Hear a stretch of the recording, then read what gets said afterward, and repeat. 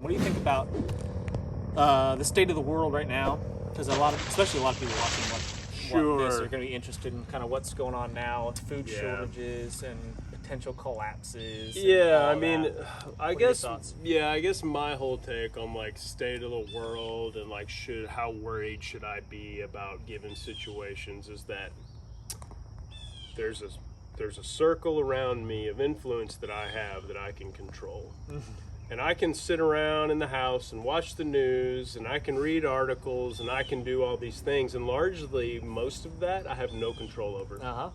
And so, instead of allowing what the larger, whether it's government, whatever, or other people with larger social platforms, instead of allowing them to dictate what I shouldn't be afraid of or what I should be doing, I think you look in your own circle and you look around and you figure out, where do I live? What resources do I have? What kind of neighbors are around me? And I focus on those things that I can controllable. And things that I have that I can put into action to actually make better for me. Yeah. And I don't worry about the rest. Because you can't control what happens in Washington. Washington. Say, like, we're so similar. Like I say exactly this, like almost word for word, exactly what you just said. I mean, and because I don't know, the older I get, I mean, I'm getting into my mid-40s now, and it's one of those things that it is not worth spending your life worrying.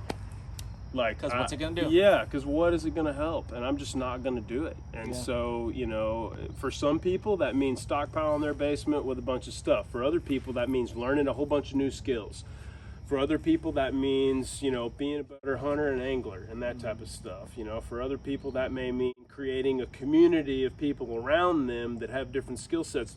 It's not right or wrong. Sure. It's what works for you and makes you feel good about, your situation. Yeah. Because at the end of the day, however you think things are going to go down, probably aren't going to happen that way. It's not going to be that way. Yeah. A lot of people have predictions on what. Yeah, you can sit around and predict all day long, and if that makes you happy, great.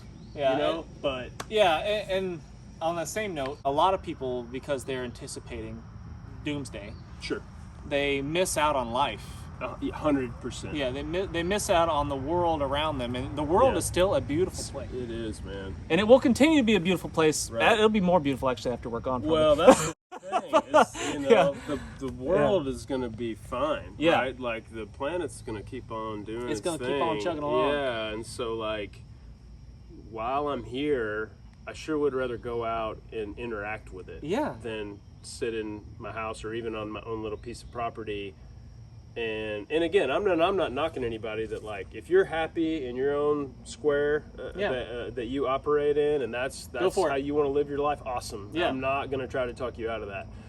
But for me, like going out and having experiences and sharing those experiences with friends and stuff like that is what brings joy to my life. Taking my family, my kids out, and and challenging them in places and showing them the world. That makes it worth it. Like there's no.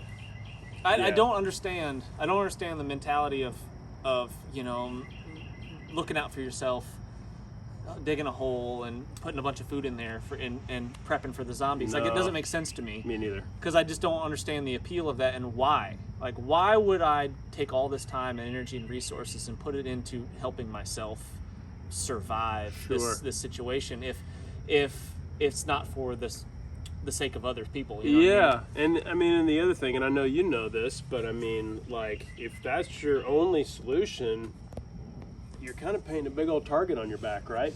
I struggle with that same thing too, because I'm, obviously into preparedness. I think stockpiling foodstuffs and medical supplies and all that stuff is important, and you should definitely be doing that for the rainy day that comes, whether that's just you lose your job or break a leg or whatever. It doesn't matter. The power goes out for a couple of weeks. Doesn't matter. Yeah. For any reason like that, you should definitely be doing that. And I have mixed feelings about sharing it with people like you guys watching. Is that obviously I'm opening myself up to possible problems by advertising this, but at the same time, I'm making a big sacrifice because I want to encourage you guys to do this. And we hide it. It's not on our property, by the way. Well, we do take precautions. It's not like we just Right. Yeah. Yeah, and I mean, I guess the biggest thing there is to me anyway, is it's not that you should or shouldn't do that. You have to make that decision for yourself, but it's just like and it is good that you've got people like Jason that are providing this content, because a lot of people, when they get started, they don't know where to go, they don't know how to get started, or they're doing it the wrong way. Like they're focusing like the crazy thing where people go buy tons of toilet paper, right, and that type of stuff. It's I got a mountain of toilet paper and tons of ammo. Right. Good luck. I got TP ammo, So it doesn't work. Right. So it is important that you have resources where you can get guidance, and so people like Jason are doing, providing that type of content, and that is important. There are definitely like sort of good, better, best ways to go about like how what you're doing in terms of like if you are going to prep and do all that type of stuff, and then B, kind of like how the people you choose to interact with and how you're doing that and everything. You just want to be careful. Like that's the biggest thing, right? It's just like think about it, because I just would hate to see anyone that's like put all this effort into the situation that sort of unknowingly is like painting a target on their back, right? Absolutely. And so that's the biggest thing that I try to make people aware of. And then after that, it's your choice, right? You do you, however that makes the most sense to you, because your needs are likely very different than mine, or your priorities, are very different than mine.